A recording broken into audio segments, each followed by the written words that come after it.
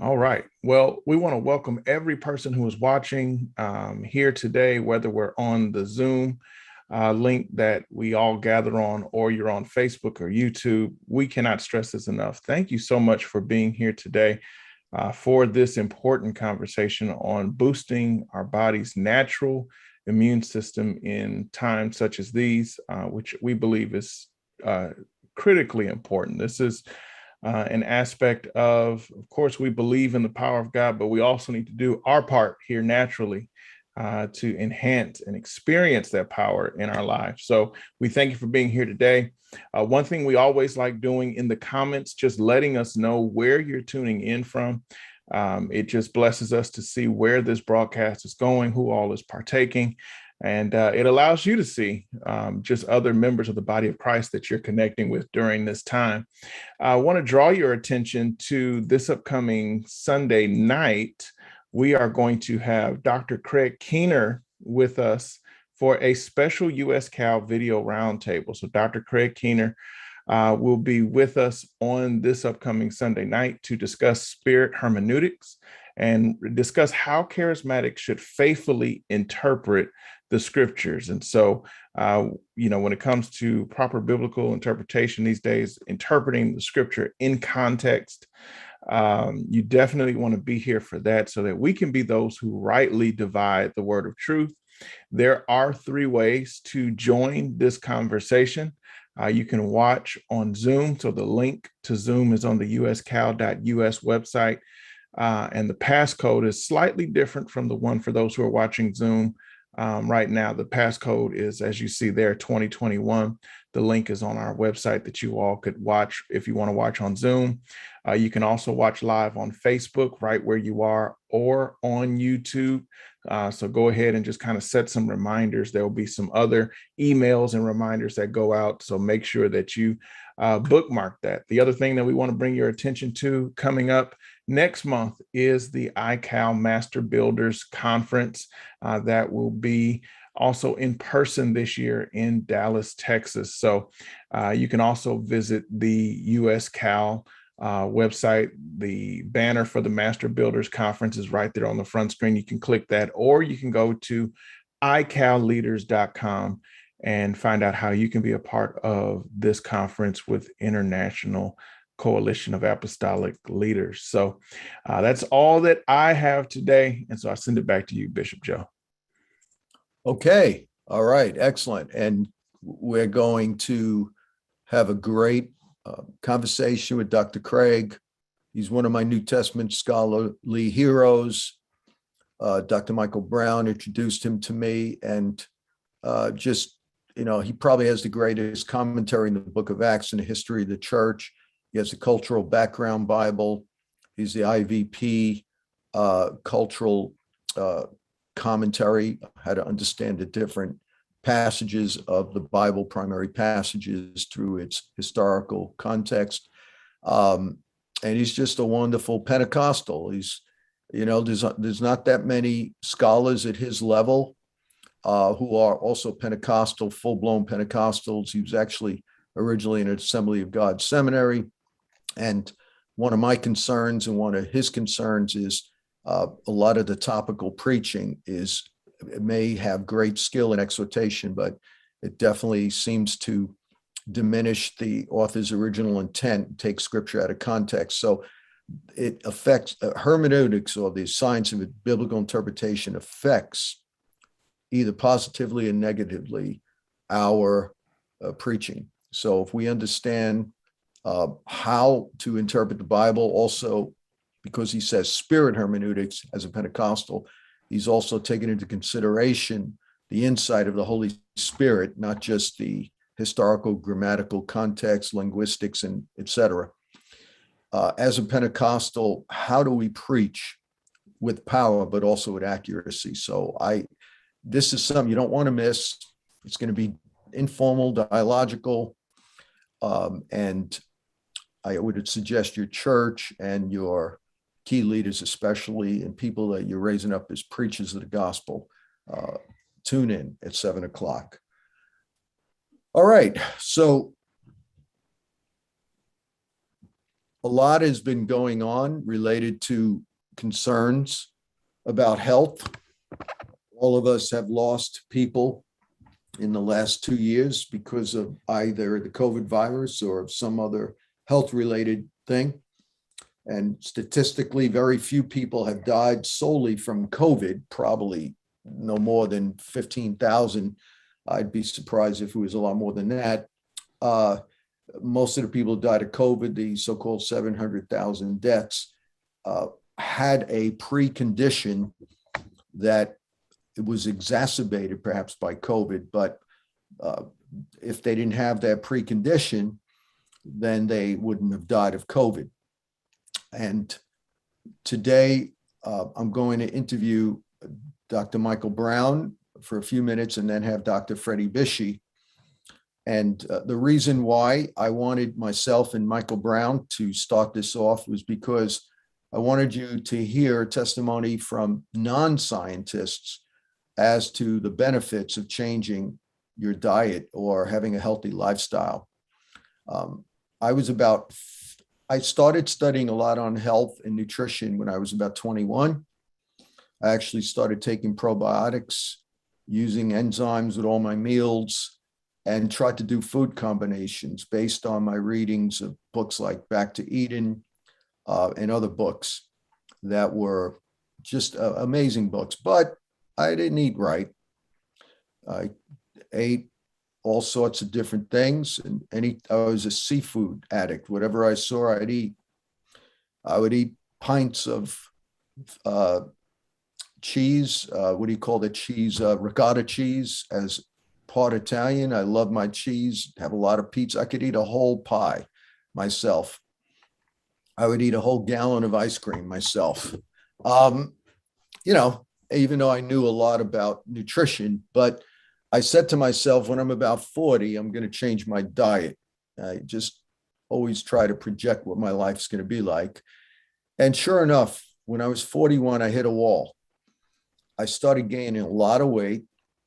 I started having problems breathing around the time of Thanksgiving for some reason, where I'd have to use a nebulizer. There was several days where I couldn't even sleep because I couldn't breathe. It was almost asthmatic. And I tried to keep my weight off by running. So I would run 5 miles a day because I was very athletic. I did a lot of working out in the gym, ran, all this stuff. But at the age of 41, I don't know if it's a metabolism change, I was gaining more and more weight. And I almost looked like I was pregnant. And no matter how much I exercised. And I knew I had to change my diet. I knew I had to do something about it. And the Lord spoke to me because I had heard that a man by the name of Freddie Bishie was an elder in a local church, and he was a nutritionist. And I felt the Lord said, I want you to see him. And I checked out other nutritionists, and quite frankly, I knew more than they did. And some of the things they said was stupid, and I knew they weren't correct. When I met Freddie, I was blown away. I couldn't believe the vast knowledge this man had. And he became my nutritional mentor. He's not only a nutritionist, he's a scientist, he has a PhD, but he, as a strong Christian, has gone on numerous 40-day water fasts. And he said God spoke to him about the human anatomy and taught him personally about the body more than he got from NYU and their nutritional program. And I was amazed at the health that Freddie was in. And when I met him, he was in his 70s. Now he's 92. And he has more health than I would say almost everybody on this call. And I don't want to get to him yet because he's going to share in a few minutes. And I would say meeting Freddie was the most important person I ever met in my life besides Jesus and my wife, because I don't think I could do all the things I'm doing today. And yeah, I gave up things like dairy, and I was like a rat. I constantly ate cheese. He told me how deleterious cheese was to my diet. And sure enough, I gave up cheese. All of my allergies left me within 2 or 3 days, except for minor issues with dogs and dust. no more. I was constantly getting colds, getting the flu, asthmatic experiences. Um, and I was like shocked. And my weight dramatically went down to its normal body weight of about 160. And it wasn't related to exercise. And that's the shocking thing. People think if they're in shape, they're healthy. Well, you could be in shape and be very unhealthy, and you could be out of shape, but be very healthy. So nutrition and what you eat, and of course, managing stress, sleeping, all of these things are part of it. But if you don't eat the right way, all the exercise is going to be in vain. And I learned that. And I'm a testament to that. I'm not saying I eat perfectly. I don't eat the way Freddie does. So there's intermediate ways of eating. He eats at the highest level, but the way I eat and manage my life enables me to practice at a high level. I mean, for example, I'm doing martial arts with kids that are in their 20s and 30s, outdoing them in many ways. And they're totally shocked at me at my age. They ask me how old I am. I say 63. And they say, what? How could that be possible? And I always tell them, it's about eating the right way. It's not about working out.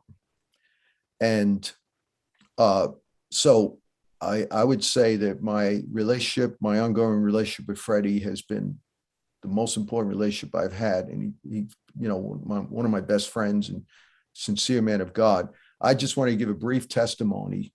I want Michael Brown to share now. Michael only has about 10 or 15 minutes. Michael had a similar journey. Michael, are you there?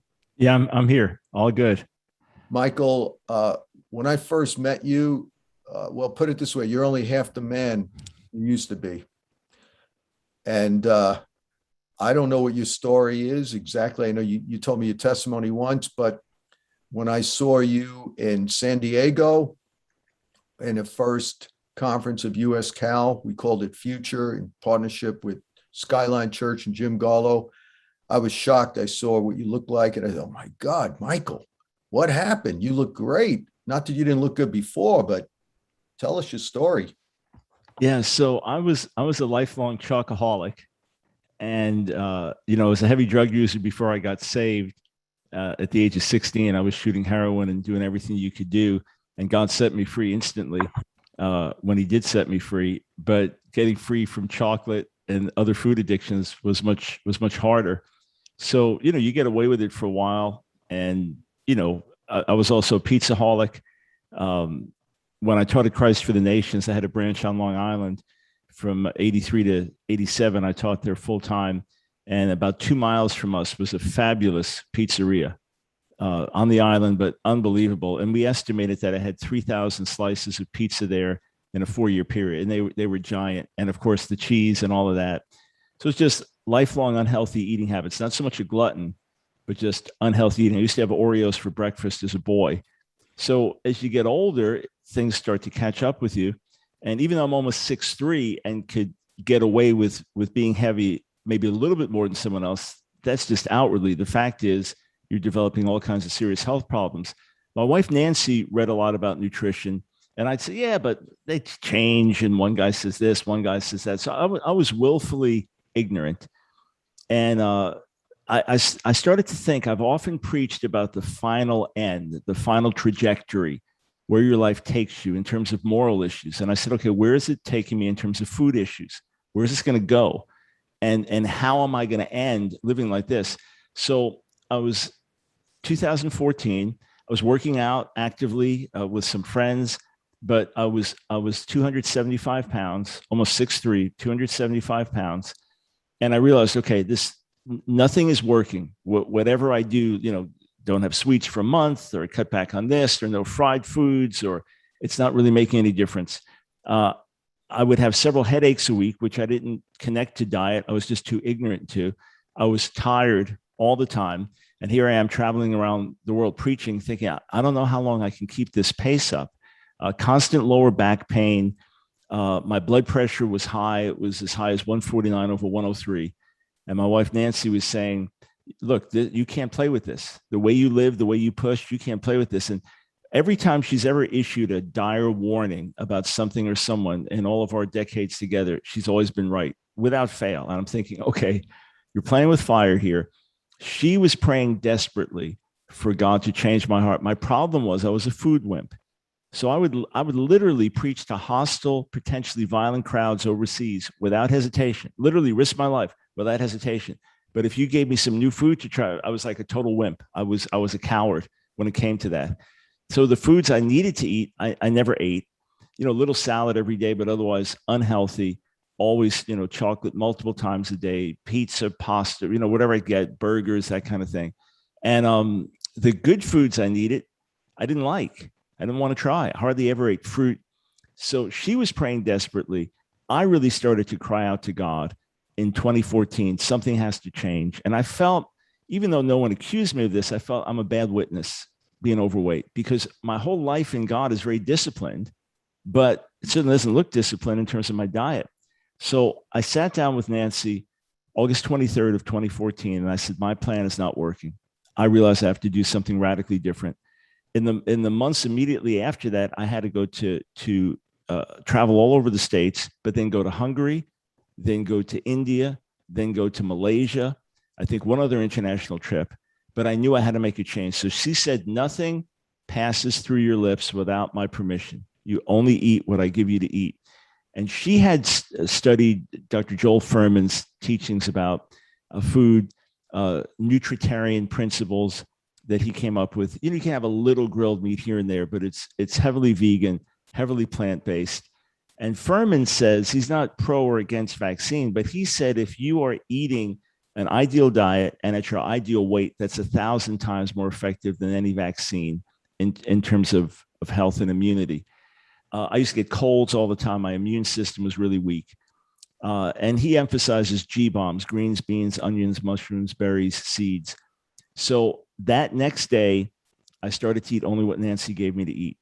And I went through 3 miserable days of withdrawal. The third day, I cried out to God. I said, you set me free from heroin and drugs instantly. And I'm having a miserable time quitting these foods. But that also indicated to me how much poison was in my body that had to exit. So 3 miserable days of withdrawal. After that, the physical withdrawal stopped, but then it was all mental, renewing my mind. I realized that for me, food was my reward. That in the midst of intense ministry schedule, the one thing you can do is eat. And that was kind of built in my reward in life, and be it traveling, be it after preaching, be it writing all night. So I had to renew my mind and say, okay, food is the fuel for a healthy life. The reward is a healthy life. And I went from 275 pounds to 180 in less than 8 months, just by only eating healthy foods. So no dairy, no flour, no sugar. I stopped salting foods. Obviously, I have a little salt and stuff. There's natural sugars and things. But went from 275 to 180. I used to have about 3 headaches a week. I'm going on now, since August 24th of 2014, virtually no headaches. Think of that, from 3 a week, sometimes severe, 0. It's over 1,000 headaches I didn't have. The lower back pain completely disappeared. The blood pressure went from 149 over 103 down to about 100 over 65, and stays pretty close to that, 105 over 65, something like that. I started to work with a medical doctor, Dr. Mark Stengler, who's a naturopathic doctor and has been named Doctor of the Decade. In fact, if you go to vitaminmission.com, vitaminmission.com, share it freely with everybody you know. I put it in the chat box, vitaminmission.com. He's been voted Doctor of the Decade as a naturopathic doctor.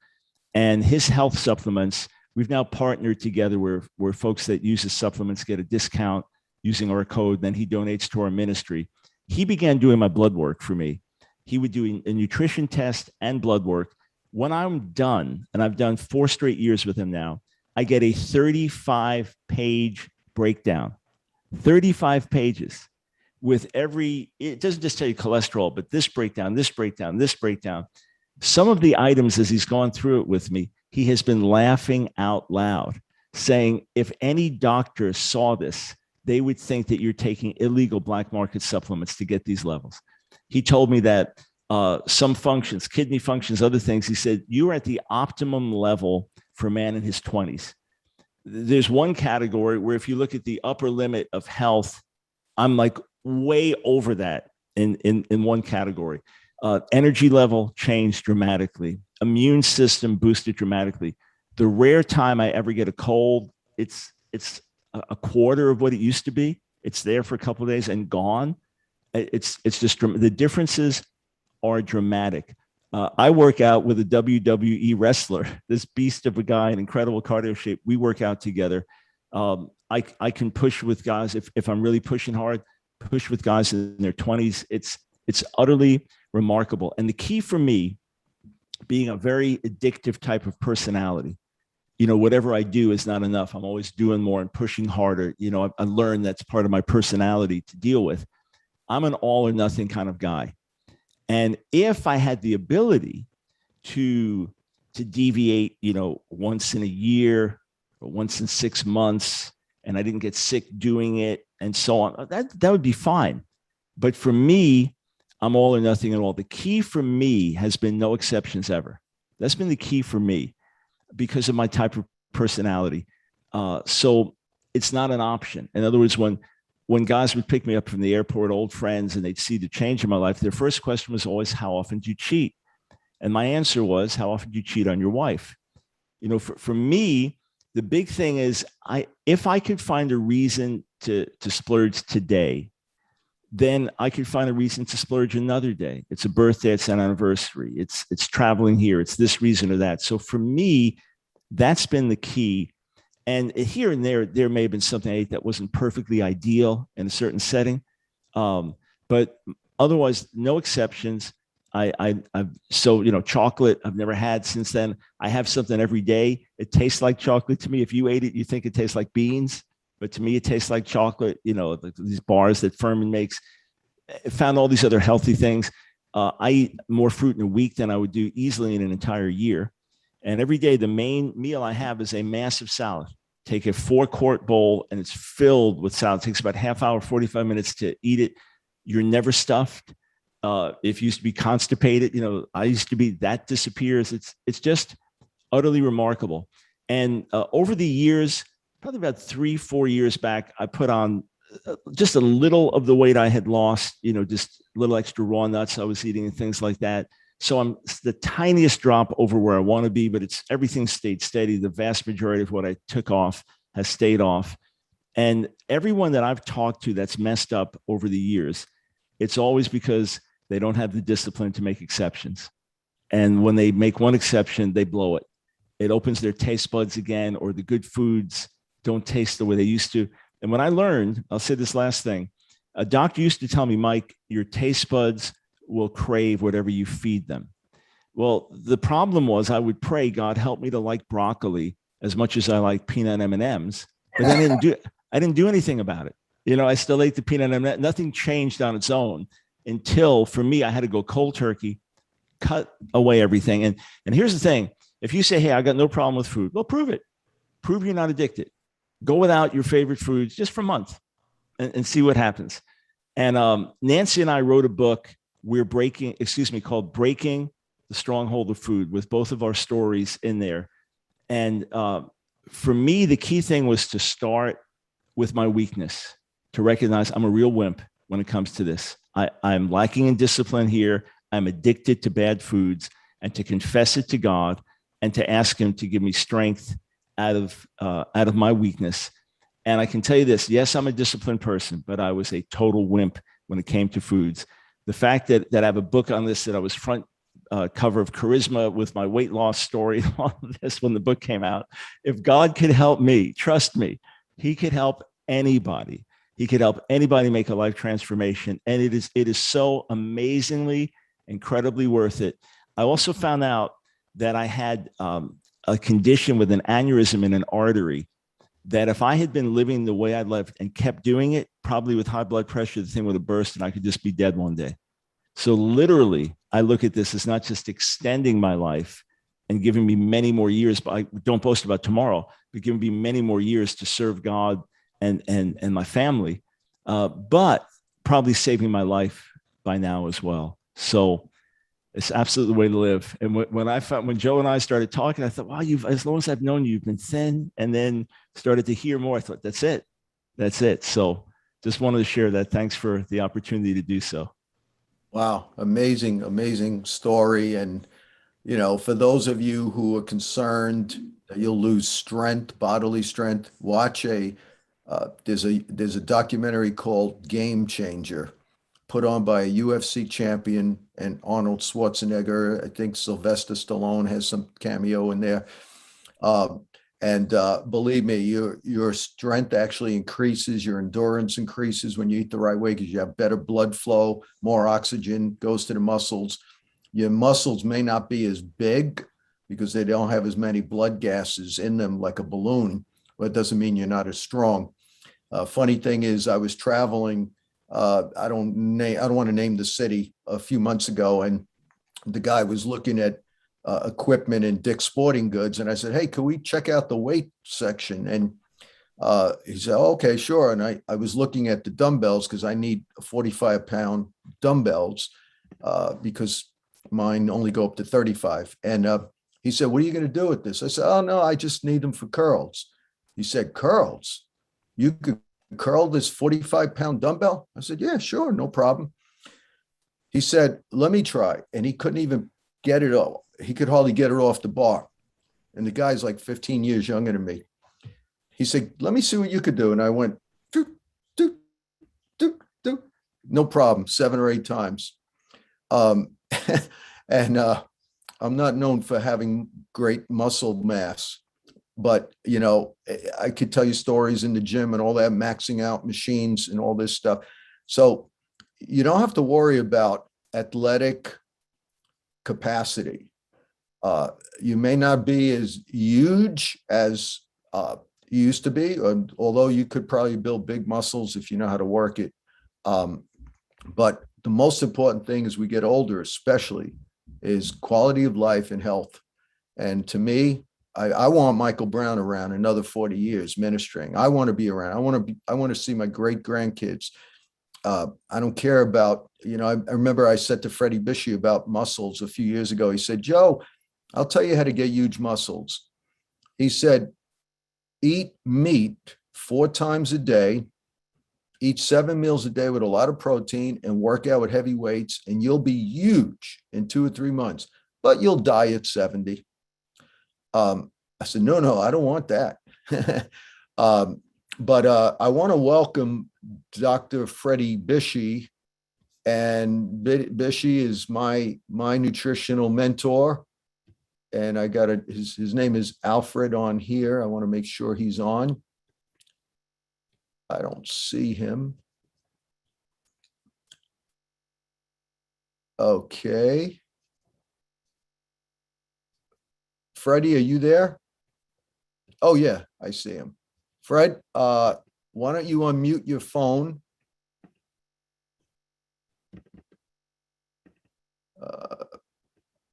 Vince, are you able to help me out? He's on the bottom mic. It's Alfred's phone. Yeah, I'm trying to get him unmuted.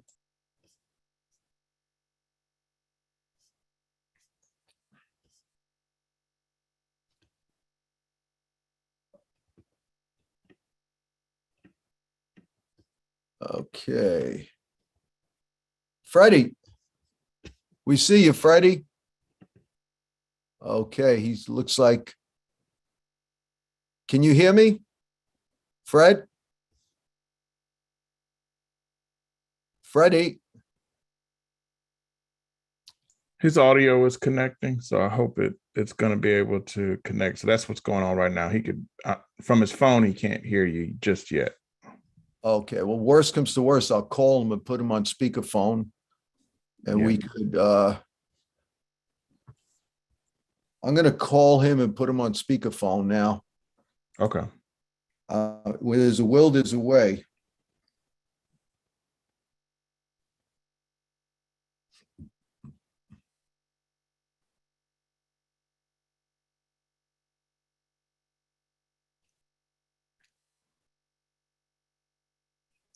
Hey, Freddie, we're having a hard time connecting with your audio. Can you hear me?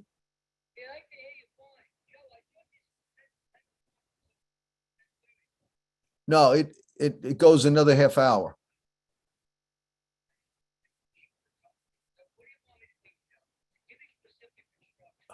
Okay, are you able to talk on the Zoom? Because I'm going to ask you questions for everybody here.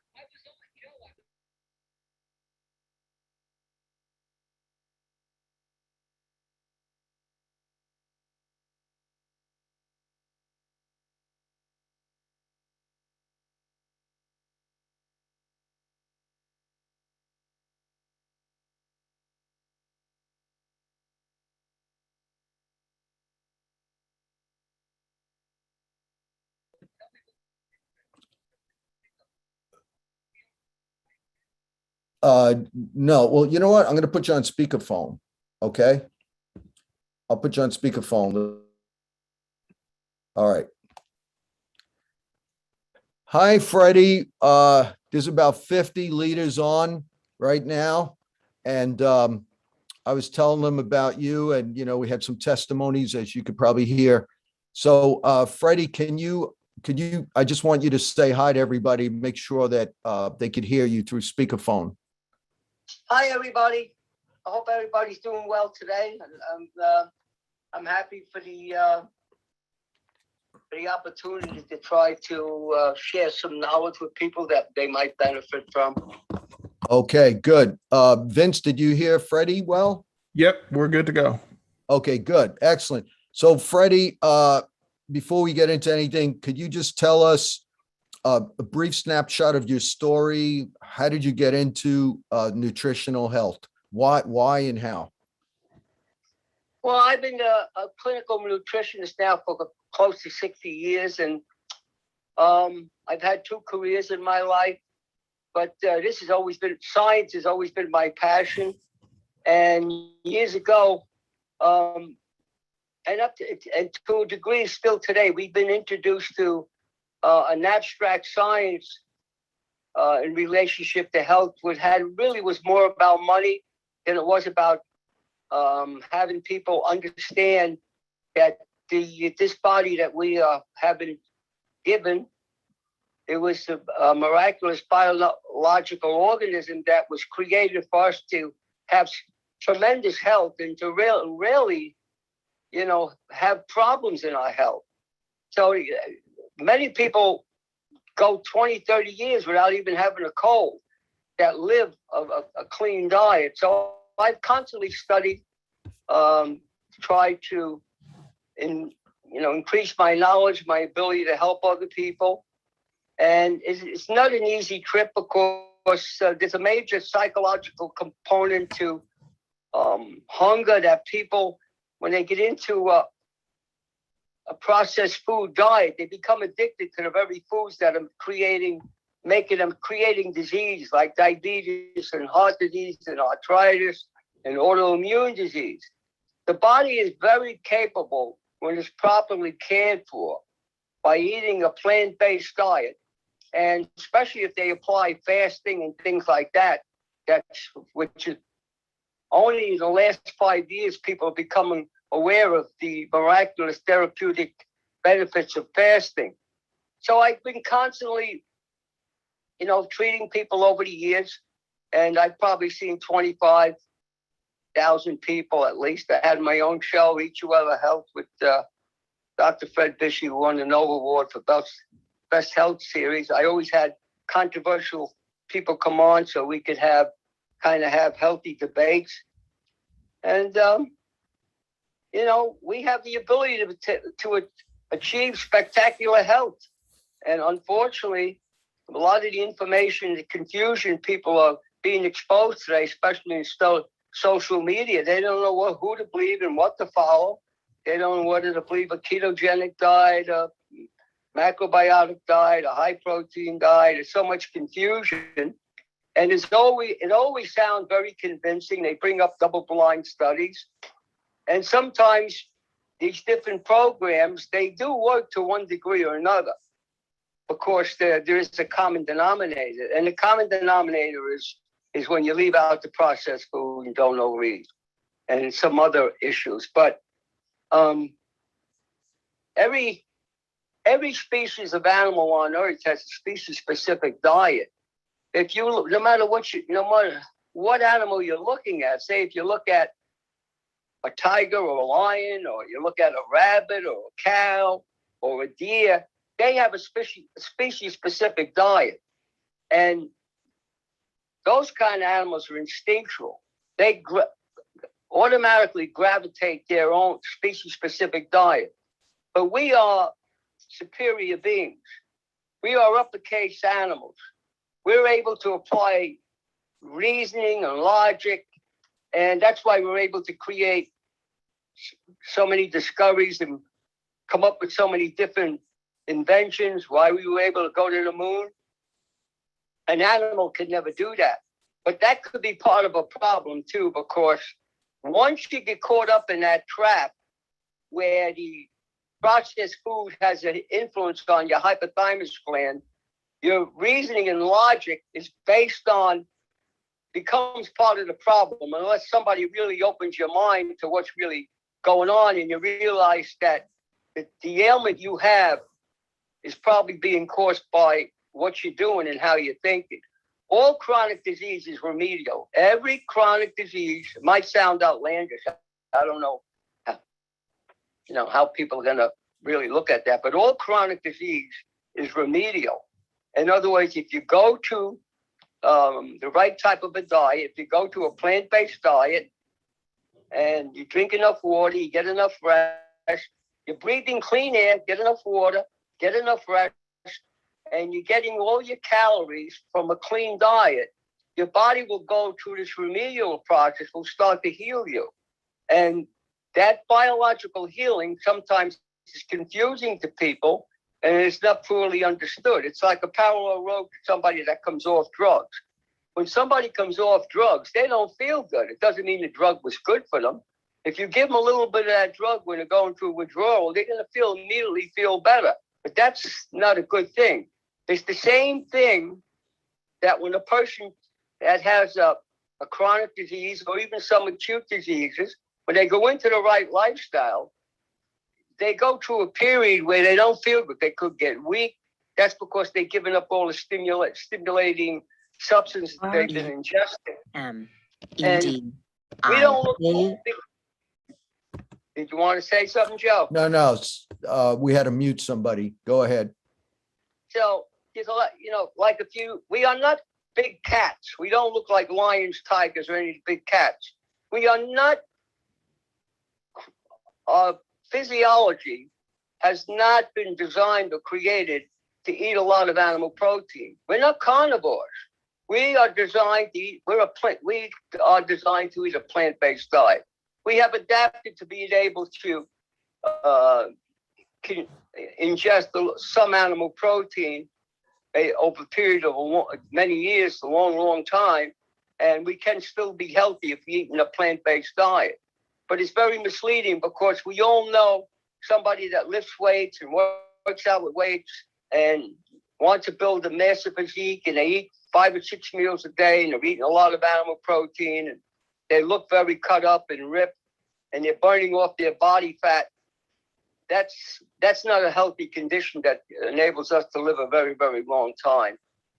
Because you're actually accelerating your aging when you do that. We have to make sure we're drinking enough clean water, eating a plant-based diet, not being gluttonous, overeating. I've seen people eat very small portions of food, and even though the diet wasn't that great, they lived a very, very long time. The key is not, just extending your life.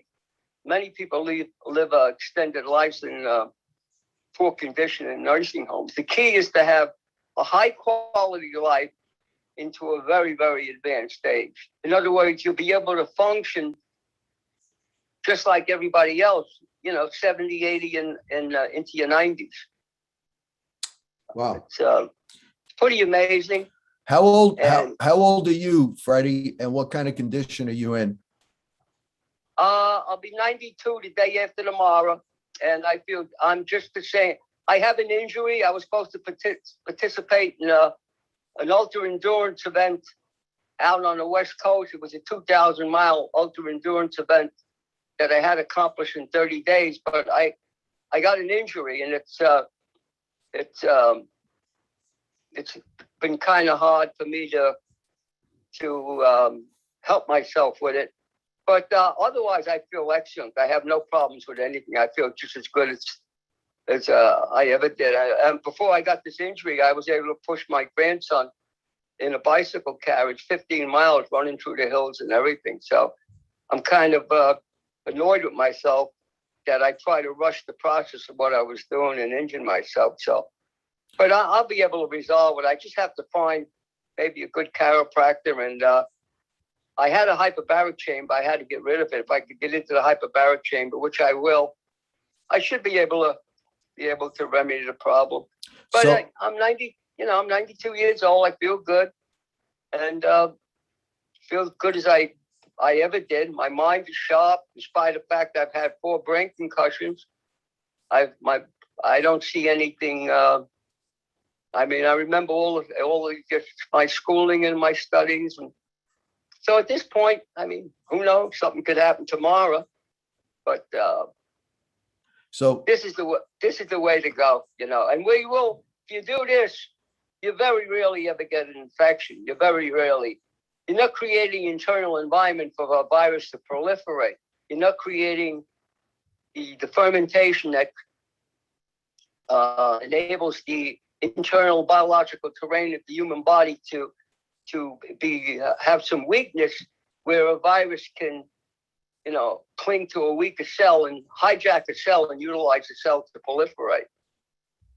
yeah, so there is, the argument against living a plant-based diet. And of course, you allow for some animal protein, there's intermediate diet that you have with, whether fish or red meat or something, but it should be done not every day. And you have a diet in your book that if people are interested, they could look at it. But before we get to that, there are people who say if you don't have milk or dairy, you won't have adequate calcium. And what is your bone density like? And you haven't had cheese or dairy probably in 60 years. What is your bone density? Yeah, my bone density is excellent. It's fine. It's that a lot. Remember, that's a lot of abstract science. That's been all the information, a lot of studies that were done, and I was involved in some studies. I finally gave up out of frustration. I didn't want to be part of it anymore. You could create double-blind studies to actually to substantiate just about anything. So we are not meant to suckle out a cow's breast. Why would we drink cow's milk?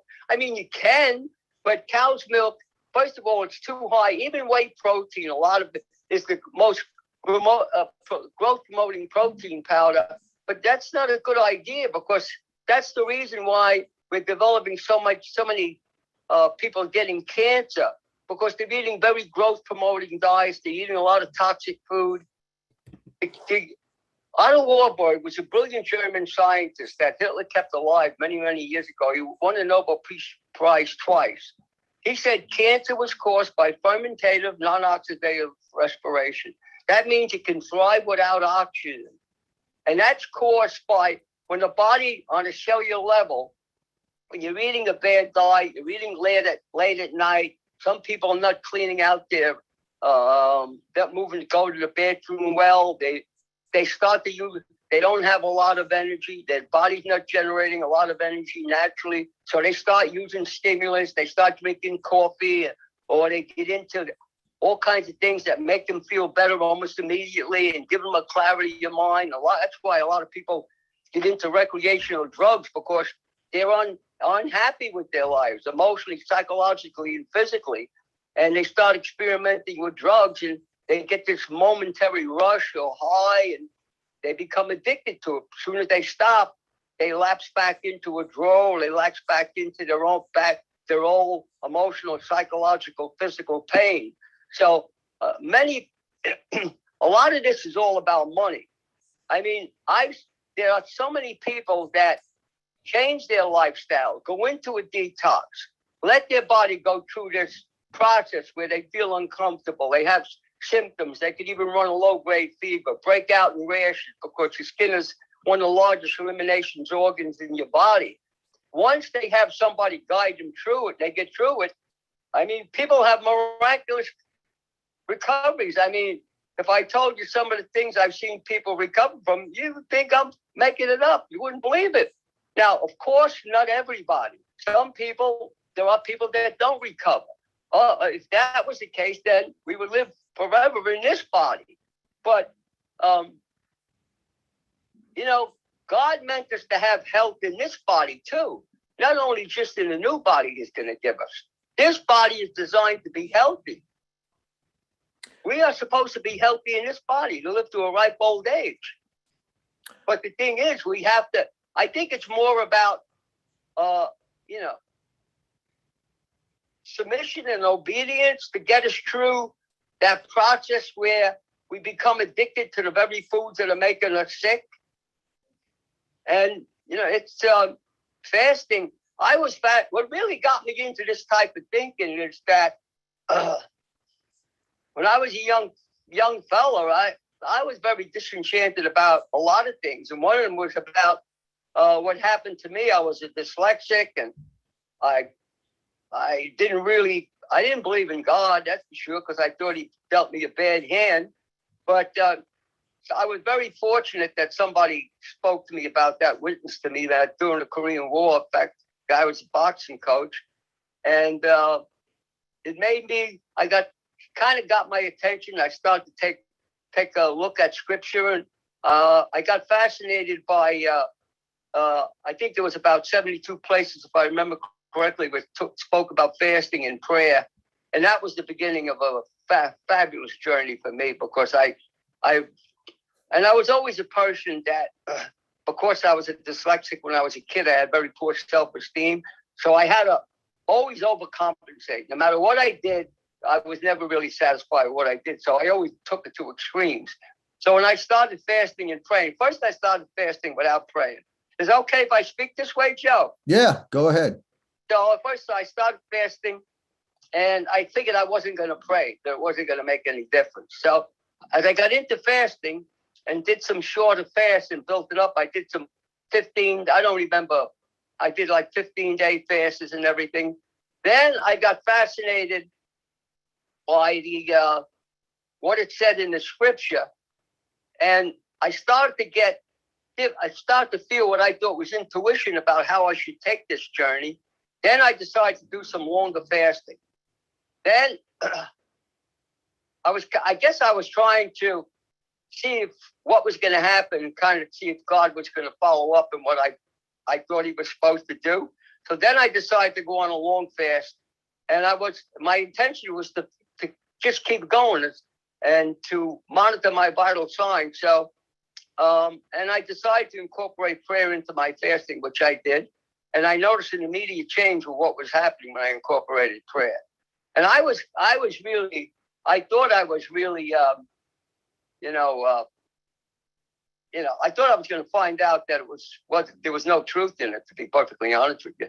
So that 38 days into my fast, at 2:00 in the morning, when you're fasting like that, you don't fall asleep. You don't really sleep, because there's nothing for your body to deal with. When you're sleeping at night, you're really on a self-dialysis process. That's why people that need a lot of sleep, and they got to drink coffee, and they got to take stimulants, otherwise they don't have a lot of energy. Once you clean your body up, your body's like an energy machine. So at 2:00 in the morning, I had a realization that it changed my life, I'll tell you that. So, and I viewed the same, I've seen this happen to many other people, the same thing. And I know a guy that it happened in a federal prison when he was in a federal penitentiary. But so from that point on, then I started to focus on, this fabulous creation that we have as a human body, and started to drift away with some of the abstract science were being indoctrinated at the time. Back in those years, if you told people you were going on a fast, they thought you were out of your mind. if you told them you were going on a plant-based diet and you was going to eat a lot of fruits and vegetables and drink juices and, maybe fast one day a week, or, science did not confirm that. Now, the studies coming out of Japan all over fasting, they're actually treating people with cancer with water fasting, or people getting chemotherapy fast 3 days before and 3 days after, having much, much better results. So there's tremendous information now coming out confirming now this type of eating a plant-based diet, or people going to a vegan diet. You don't have to eat a vegan diet to be healthy, but if you want to live a long time, be pain-free, that in spite of the injuries, you got to reduce the animal protein, because the nitrogenous byproducts that are in the flesh of the animal that you're eating, they cause inflammation. But anybody that comes to me, I was just on the phone with to have somebody has an advanced cancer. If you have an advanced cancer, you have to follow a very advanced, specific type of dietary lifestyle change in order to have a chance of, to survive your cancer. Wow. So I know one of the things that I was fascinated by you is your body responds so well to things that most people will be afraid of. So, for example, I remember years ago, you told me that you got about over 30 tick bites one day. Your wife wanted you to go to the ER. You said, no, I can't host it. I won't get Lyme disease. Another time you actually did contract COVID positive, but you were asymptomatic at the age of 92, and you went out and shoveled snow for 4 hours. Oh yeah, to me it was hysterical. I'll tell you why. Because it was people people were coming to me that had the virus, and then they would call me back the next day and said, Freddie, I want to tell you I had the virus and everything. So, I thought that was inconsiderate, but I was concerned about my grandchildren, that I could be a carrier, So I told my wife, and my wife told my daughter. So my daughter called me up and said, Dad, she said, now, because sometimes I help them out with the kids, like I did the past couple of days. I actually was babysitting, took care of the kids, changed their diapers, did everything, took them out in the car, went all over the place. So I felt bad. I said, gee, that was really foolish of me. So my daughter said, Dad, go get tested. So I have a friend of mine, it's a doctor, and he says, come on in, I'll test you. So I said, okay, I'll come in tomorrow. And after we had all the snow, that last year we had 2 snows, one right after another, and I have 2 big driveways, and I don't have anybody to help me. So I was shoveling snow, and he drove, and it was getting dark, and I shoveled snow 4 hours a day, and he drove by, he called me up, he says, Freddie, I doubt you have the virus. You wouldn't be shoveling snow like that. He said, but come on in. So I went in, and I got tested, and he called me back a couple of days later. He's Freddie, he tested positive. He says, your antibodies, you got antibodies. You see, your genes, whenever you're exposed to a virus or a pathogen, your genes are what creates the antibodies. You get antibodies. When you have antibodies, and the healthier you are, the longer those antibodies are going to last. If you eat a bad diet, you've got the virus, the antibodies might last 3 weeks, 3 months, 6 months. You'll lose those antibodies. But if you eat a healthy diet, you don't lose it. Once you're exposed to that pathogen, that virus, you're going to have those antibodies for the rest of your life. So I went, like you said, she got antibodies are very, very high. And then my wife don't live like me, she's, so I told her, you better prepare yourself. You might get the virus, so she took all the supplements I recommend she take, and plus a couple other things. And she just got a little bit of a cough, and I convinced her to stay on a clean diet, which she does her best to do that.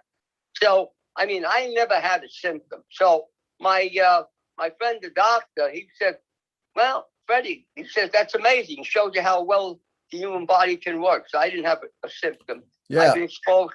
And I've probably been exposed to other things. Years ago, I was working with all kinds of people who had the AIDS virus. My wife was always concerned, I could get AIDS. I had a woman throw up on me that had the virus. I just cleaned myself up. But then when I was down in the Pinelands in New Jersey, I went for a run. We went down to visit somebody. And after I come back, I had the deer ticks all over the bites all over my legs, and everybody was panicking. Go to the emergency room. Nothing ever happened. Nothing ever happened to me. But I don't recommend that anybody that's not living this type of a life ignore any kind of things that could be problematic. I'm not encouraging people to do that. What I am encouraging people to do is think about, cleaning up your lifestyle so you don't have to be concerned about infections and viruses and all those types of things. But even if you have a severe injury, if you have the biological terrain on a cellular level is not clean, then you'll be good host to get an infection. Like doctors say, you always clean up your infection. You got to cut, keep the wound clean, which is true. But if the biological terrain inside your body will not support the bacteria proliferation, you get an infection. It's totally different. We are designed, God has created us.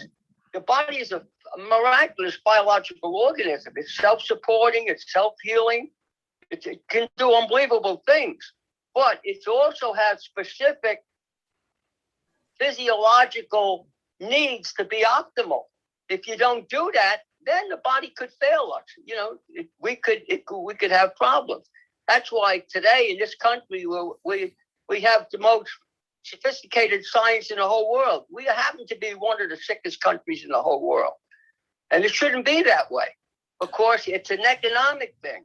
Once people find out, if everybody knew how to support their bodies, where they could achieve excellent health over a long period of time, and the masses of people start to do it, we would probably, the economy would go into a tailspin. Of course, once people get, start to do this, their health changes. That's why a lot of the primitive people in the past, and even in this day and age, that eat a basic, primitive, simple diet that's a fresh diet, they don't get a lot of diseases that we get in like an industrial society like the United States. They don't get it. Yeah, a lot of things, places in Africa, and of course, by people overprocess, overcook, throw too many foods in, too many things into their food, and then they fry everything. You're frying your food. You're causing glycation. It's a major factor in causing cancer. So Freddie, before we go, this is all amazing, and you are modeling this, and you're not even thinking of retirement. At 92, you're still working hard. You probably only get but 3 or 4 hours of sleep a night. You've been doing that for 60 years. It's amazing. And I personally, I was never afraid of getting the virus or dying from it. It's amazing to live a life free of fear, because you're allowing your body's natural immune system to be functioning at an optimal level. But before we go, it's interesting how you brought out before the species-specific food. And one of the reasons I think you gave me, or maybe I read it somewhere, drinking milk is crazy. We would be the only species in the world that would drink the milk of another animal. And well, Joe, let me interrupt you a little bit here. There's many cultures in the world, especially in Europe, that the people living, like in Greece and Italy and Turkey, where people eat some dairy products and they still live a long time. For everything you leave out, there's a reciprocal amount of improvement. If everything is really good, and like some of the countries in Europe where they eat goat cheese or sheep cheese, where the body mass of the animal is the same as humans, it's not as growth promoting as a much larger animal. And then the cheese is aged, so it doesn't have such a damaging effect on them. So it's not all that simple, because there's always somebody that kind of disproves, some of the things the conclusions that some people have come to. But you don't need to eat dairy products to get calcium, to get all the things you need. You don't need them. And there are cultures in the world where the cheese is aged and it comes from a goat or sheep rather than cow. The cow's cheese is very growth promoting. It's got a lot more casein in it. It's congesting. A lot of people that have asthma, if they just gave up dairy products, their asthma would go away. A lot of people have sinus caused by, has a lot to do with dairy products. But I want to emphasize something, that I'm about as ordinary guy as you could possibly find. If I could have those kind of results, and anybody could have those kind of results, it could happen to anybody. It's just that you have to, you got to commit yourself to a healthy lifestyle. And when your body goes through this process of regeneration and biological healing, it's deceiving. It's like a person that's coming off drugs. Only it's very obvious when the person. Anthony, I don't know if I left you my phone number yesterday. I left your voicemail. So hold on. Trying to mute this person. Go ahead. That was someone. It's very deceiving, because you seem like you're getting worse. You're deteriorating rather than getting better, because your body's releasing the endogenous toxins. So, well, before we end, Christians sometimes leave out certain parts of the Bible, and they'll say, well, as long as we pray over the food, the Bible says it'll be blessed or sanctified. It would be like jumping off a building, and then while you're in the air, you're praying that God protects you. So God gave us natural law, and there's a law of sowing and reaping. And Christians, no matter how spiritual they are, no matter how much they read the Bible, we cannot violate natural law intentionally and expect God to bless us. So as we look at Genesis, Joe, a lot of the church I go to, the pastor's really into health, but a lot of people, he don't really talk that much about health, but I have spoken in that church. A few people get up and walk out. That usually it's very obvious when you see why. So the body of Christ physically, in this body, there's some of the sickest people I know are in the church. There's a lot of people outside the church that are not saved if they're living according to God's natural laws, which have nothing to do with salvation, by the way. I want to make sure that I'm not being misinterpreted, but they're getting healthy. They're not saved, but they're getting physically healthy in this body. But the people in the church, the body of Christ, if they live according to the natural law, or even it's even in the scripture in Genesis 1:29, it tells us that the body hasn't changed. We haven't evolved. We haven't changed in the very beginning. The original diet is the same for the original body. From Genesis 1:29 to Genesis 9:3 to I think it was about 1,600 years.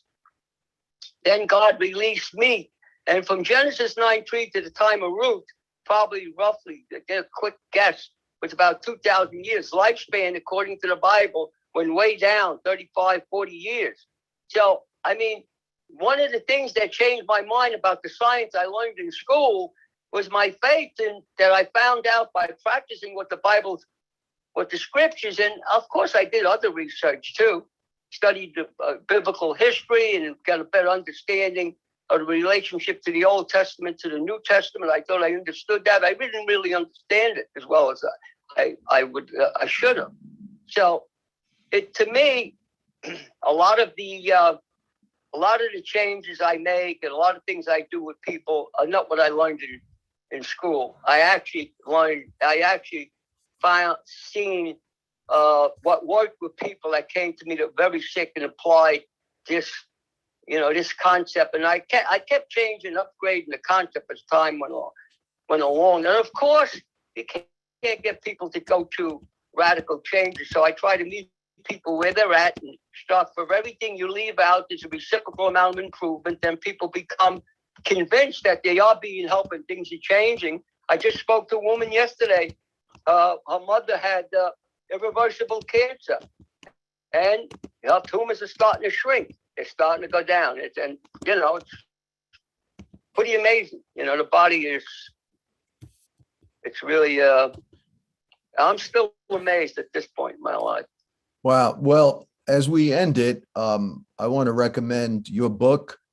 You didn't get on to promote your book. You didn't even want me to do this, but we want people to have material to read after this is over. And so your book is called Your Healthy Journey, Your Yeah, healthy I've written a journey. number of books. There's one, Your Healthy Journey is a book. It's very easy to follow. It's it's not a very technical book. Then there's another book. It's a guidebook. It's called The Healthy Journey. Then I wrote another book with 3 other people: Dr. Gabriel Cousins, Brian Clement, and Professor Victoria Scriventis from MIT. That's Our Elders Speak. But I think the best one of the books that I've written to read is that Your Healthy Journey. It's very, it gives you in everyday language, a simple explanation how you can, you can achieve health, and it's not complicated, and it breaks it down. I like to think very, very clearly for people to be able to if they want to approach it this way, they can do it. Okay, well, thank you so much, Dr. Freddie. I know you're incredibly busy and you're very lucid, you are very succinct, very simple, and just fascinating presentation today. And I'm getting comments by a lot of people how much your words today were so meaningful, and I think they will be life-changing for those who take it serious. So we thank you so much, Freddie, for being such a blessing to the body of Christ. My pleasure. I'm happy to do it. And thank you for being such an amazing mentor and friend to me. Oh, Joe. Joe, I feel at this point in my life, it's basically my purpose, to be able to share what I've learned all these years, but get it out there as much as I can before God takes me home, Well, you're doing that so greatly, and what a great assignment God has given you. So God bless. We'll let you go now, Freddie. Okay. Take care. Thank you. Bye-bye. Well, I'm not sure why we couldn't get him on the video, but that was quite amazing. And believe me, he only scratched the surface of his knowledge. So if I were you, I'd go on YouTube, see some of his videos, his interviews, get his book, and just take it from Michael Brown and myself. What an incredible difference it has made in our life. And when you live, it's not even what you eat that makes you healthy. Freddie's famous words are always, it's what you leave out. So if you're eating healthy, but you're throwing in a lot of sugar, processed sugar, fried foods, it's like funny how people drink Diet Coke and buy hamburgers. It's what you leave out that makes you healthy. And he didn't even get into the advantages of water fasting that gives your body a chance to reboot itself on a cellular level.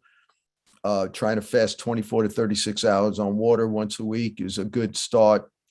And so there's so much. I don't want to talk any longer. We've gone on too long, but don't depend on supplements. Supplements will make you feel better in the beginning, but long-term, it will not negate the negative effects of a bad diet. Have a good, healthy diet. Species-specific food is mentioned in Genesis 1:29. It's originally the diet based on our cellular structure, even the structure of our teeth, which is meant more to compress than to tear up like a carnivore. The species-specific diet is in Genesis 1:29. It's a plant-based diet. I eat fish once in a while. Once in a while, I'll have eggs, but I orbit around that vegan plant-based diet. And believe me, there's a lot of good food to eat, and you start gravitating to that, modifying your diet. His intermediate level diet, which is in his book, you could have animal protein, but do it only 3 times a week. Don't do it every day. Don't eat more than 3 meals a day. And don't eat late at night. Try to give yourself 5 hours before you go to sleep, because your body goes on blood dialysis, cleans itself out. And there's so much more we could talk about. So blessings to all of you. I hope this was helpful. This will be on the USCAL website. And I can't overemphasize, try to get Freddie's book. It'll deal with food combinations, blood gases, and intermediate diets and other things. So go to uscal.us. Perhaps Vince could even find the book and put it on the USCAL website to make it easier. All right, so we're going to take a minute to say goodbye to everybody. Love you all. What's his name, Joe? Freddie what? B-I-S-C-I. Bisci. Fred Bisci. B-I-S-C-I.